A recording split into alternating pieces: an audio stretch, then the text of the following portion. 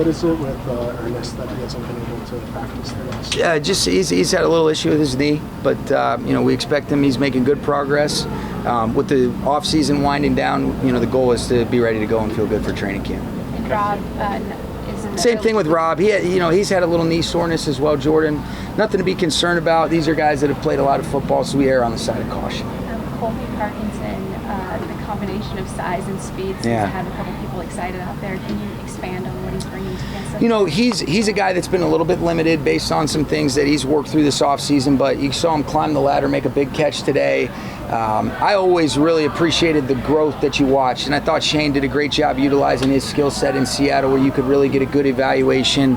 What a special person, first and foremost. And then, you see the size really from our tight end group as a whole.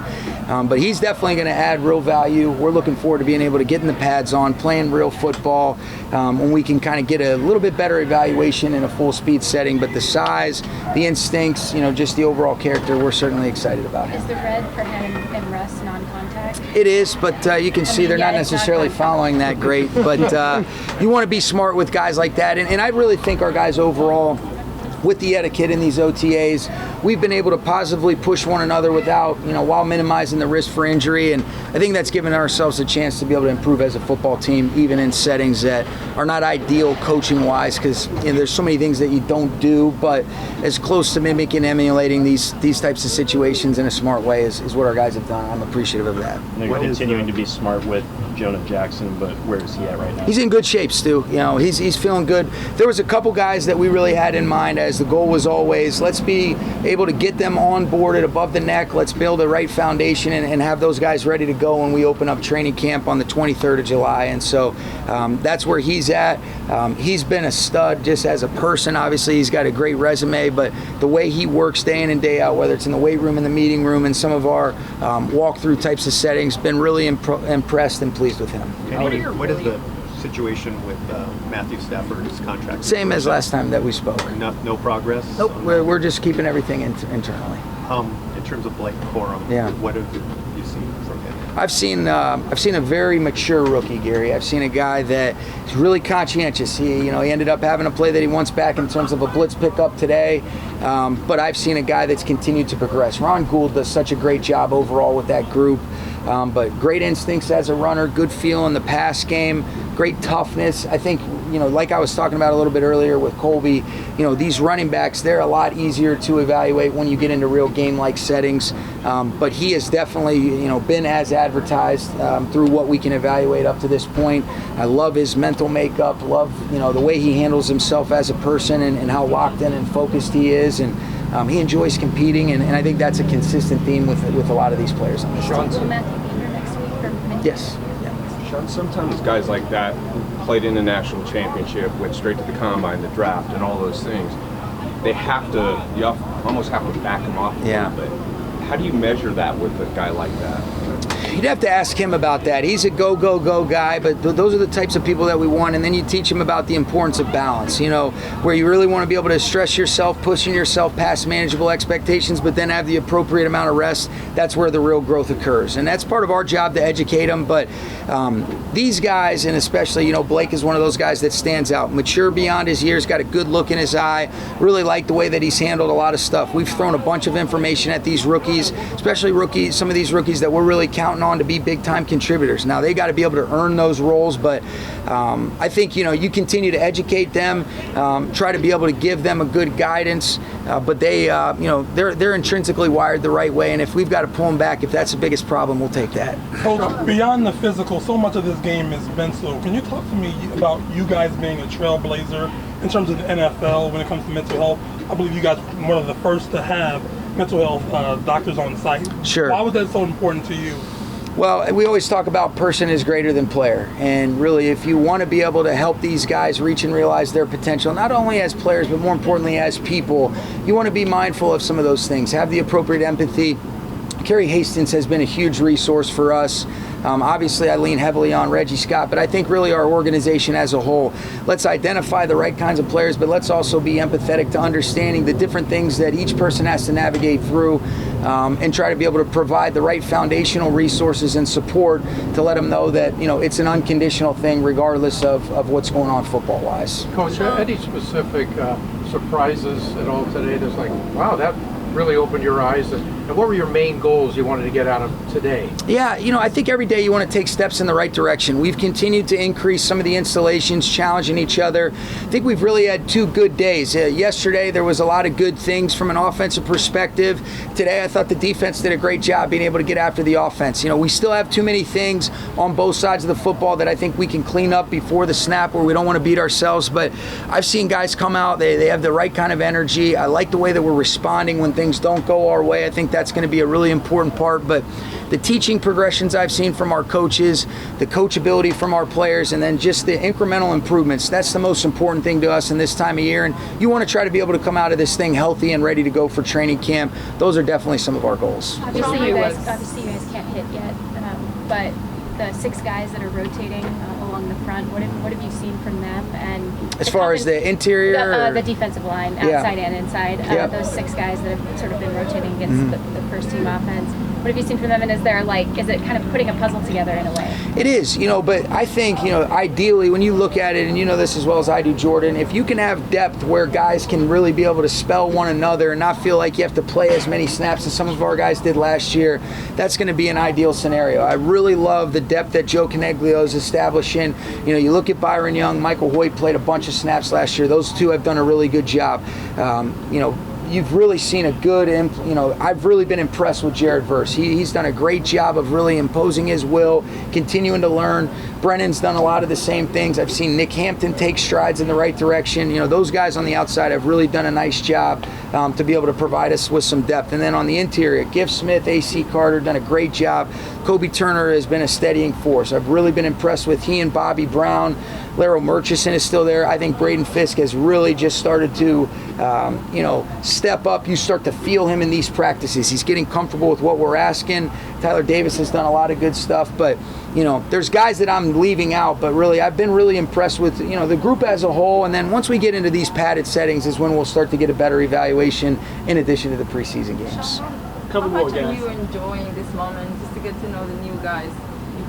Yeah, this is always fun. You know, 26 new guys. We've added some free agents. And I think the thing that's been really good is these are our kinds of guys. You know, they love the game. They've been through different experiences that they've shown, you know, some resilience, some mental toughness. They've got a humility, a coachability about themselves. So I've loved it. And I've really loved watching them build a rapport with their teammates, continuing to come together as a team, seeing them build and develop relationships with their coaches. That's really what it's about. I think that's going to be able to be one of the things that hopefully separates you as you go on this journey that we're about to embark upon once we get back to camp. But it's been a good start, but that's what it is. It's a start, and we're building the right foundation, and I feel good about that. Yesterday was family day to have Jordan, your son, out here. I saw some video, I think maybe one of the first times that he's been around in practice in this kind of setting.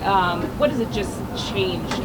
What has it been like? Perspective. You know, they say, why is the first family day when you had a family? I guess I've been a jerk for a long time now. But no, it was awesome to be able to have him. And today's actually my 2-year anniversary. So happy anniversary, my wife, for tolerating me for 2 years of marriage and 8 years of together. But no, my son, I mean, it's been one of the biggest blessings that I could ever imagine. Everybody always tells you it'll change you for all the better, and it certainly has done that. It gives you a perspective. You come home, you see that guy, those big eyes, and just smiling at you. And some of the stuff that I got pissed off about before, you say, maybe it's not that big a deal. And I think it gives you a better empathy. And you know, what a blessing it is, what a perspective. And I think in a lot of instances, if you're reminded of, you know, what really is important, it helps you be a better person and a better coach in a lot of different facets of what this entails. But you saw a lot of other people's families here, and I think that's what's special about our place. You know, people really care about one another. You see how good they are, what kind of close-knit families they have, and that certainly makes me happy. Can you figure out if he's going to be an offensive or a defensive player? We'll let him decide that. We'll see. But he is definitely wired like his dad. He's a happy guy, and that makes me very happy as well. Last one. Was dealing dealing with the injuries. Is there anything that stood out to you seeing him out there in the offseason? Yeah, I think he's put the work in, Sarah. He's such a stud of a person. He's really, you see the benefits of the work that he's put in over time and how that's translated into good things on the field. But you see, he's been able to build the foundation the right way. He's been able to have an off-season program where he really understands his body and how to be able to build it from the ground up. He looks strong, he looks sturdy, he's having fun, he's enjoying it. I don't think, really similar to Matthew in 22 and then Cooper last year, I don't think anybody really understands the amount of things that both of those guys were working through in each of those years that gives you an appreciation, and I think both of them an appreciation for how much they love this game and how much more fun it is when you're feeling good. But you talk about a guy that's really set the tempo for the way that this offseason has gone. I'm not surprised, but you sure are impressed with just the consistency, the work ethic, the growth mindset, and how that influences and affects the rest of the guys that he's around. This guy's a stud. I love him. I'm really happy to see where he's at right now. Okay? Thanks, guys. Appreciate it. All right. Mics everywhere. This is the most I've ever had here, I think. It's a good thing. I guess you guys are asking about punt. No? Yeah. Well, last week was the first time we got to see you guys started working through the drills for the new kickoff. Yep. Can you explain it to us the way that you're explaining it to players? Yeah, I mean, it's like freeze tag almost. Like you're frozen until the ball's touched or hits the ground, and it's just such a unique play with its own rules kind of per set right now. Still evolving with the play as it evolves. I think that's all of us and all of our goals as a organization. That's what's been great, having Sean and the offensive guys involved in the ways we want to run some plays and return units, and then as well as having our defensive guys involved in the way we want to cover and create some levels of the defense. And it's more like an offensive defensive play. So looking at it from that perspective, but then even the flights of the ball are going to be completely different, whether it's the hang time versus the type of kick you get, the yard line they're trying to put it to. All that stuff is completely different, and that's the biggest feeler for everything is what are our drop angles, what are our depths and our limits. The most important thing as always is that some things don't change. It's always about man-me ball. Like, can I be between the guy that I'm blocking and the ball carrier and stay in phase with them? And so really that's what we're looking for, is like developing some basic fundamentals, working through some concepts and some schemes, as well as even some install progressions to get into training camp, which is one of the things I think so unique about the offseason, and for us to be able to sit out here and once we got to phase 3 where we could go against each other, because really before that you're not really you're doing some drill work, but you can't go against each other.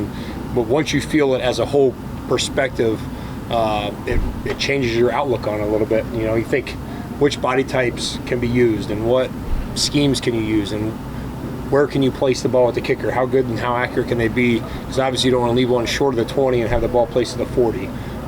So there's so many just intricacies of the rule.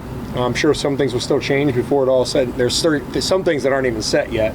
So there'll be some maneuverability for us, but for us as special teams coaches, it's kind of a midstream adjust, and that's how we always are in everything we've done. So figure it out. Does it change the way you think about who you want returning? Yeah, I mean, there's definitely some variables there. Do you want the smaller, faster guy? I think the one thing you got to look at is it's from a returner perspective. One of the things that we really try to identify is guys that, like center fielders that can cover a lot of ground, can have a great jump off the bat. It's no different than our returners now, being able to have like tennis feet where they're kind of fluid early in the down and get a good jump. As soon as it hits the foot, where does that initial takeoff? Because instead of a 4.2 second hang, you're probably going to average around a 2 second hang time now, because it's more advantageous for a kickoff team to get it up and down as fast as possible and not let the returner sit underneath that, camp out, and take off, like be 5 yards behind it and catch it on the run. If you're doing that and you're teeing it up, I mean, you're out to the 30 before you blink. How does Boston Scott fit into that then for you? He's done a really nice job. He's done both punt return and kick return. Awesome to have him here. Great veteran presence.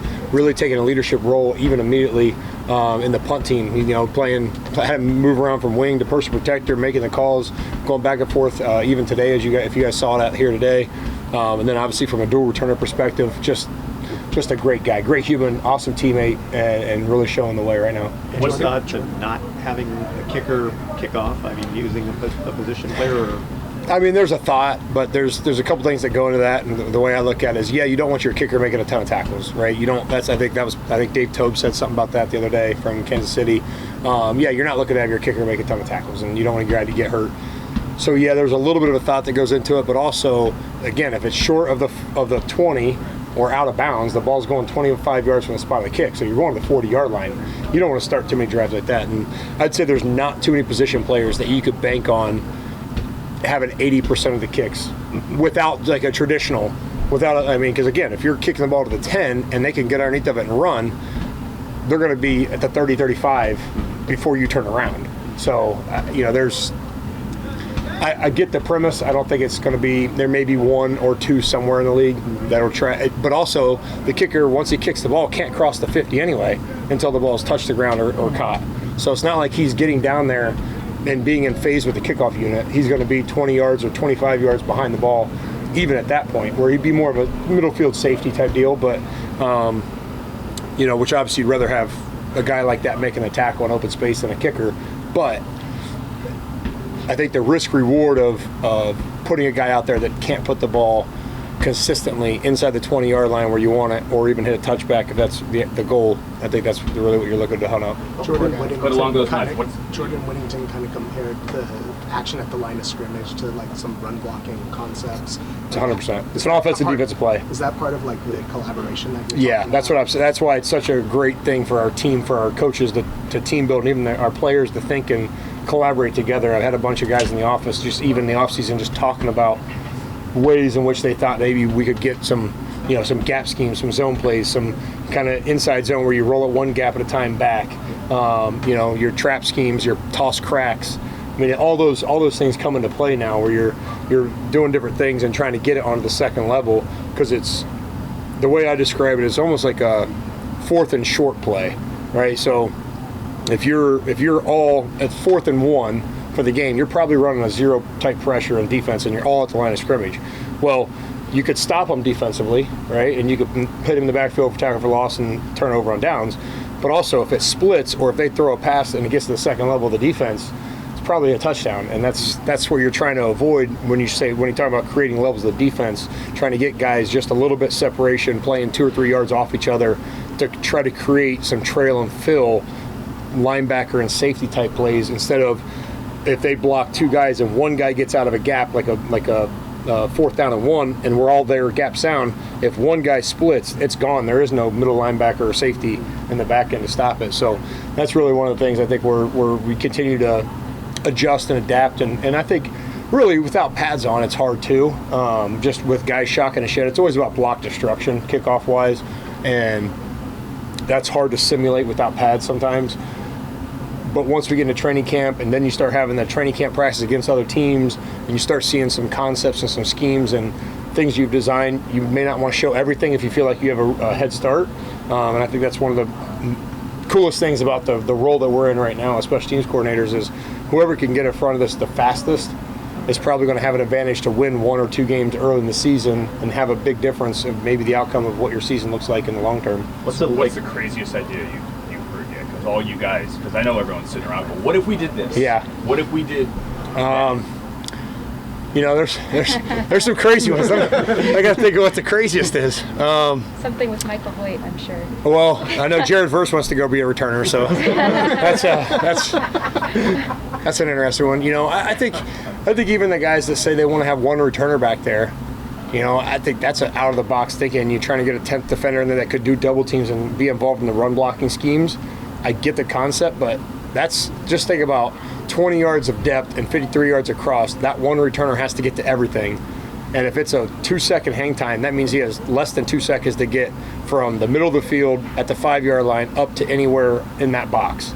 And it's a live football now too, right? So that's the other thing you got to remember is these balls that you can no longer let it hit 1 or 2 yards deep in the end zone, because if that ball checks and comes back in the field of play, it's live, right? And so they have to return it, which you're probably going to get the ball at about the 5 or the 7, which obviously you're not looking for. So you have to be able to get all the way into the end zone, field the ball, take a knee, if that's your objective, or be able to say, all right, if that ball bounces back in the field of play, now it's live, and the kickoff team has just as much advantage to the football as you do. So there's just so much ground to cover. So really you've got 30 yards between the 20 and the back of the end zone and 53 yards across that you have to be able to cover. I don't see very many guys that can cover that much space if it's just a single guy in the middle of the field. So I said a lot of words there. I think you'll see most teams will go with 2. Maybe there'll be a couple guys in the preseason that try 1 and see what they can get away with, blocking scheme wise. But I really truly believe that 2 returners will be what you see most likely.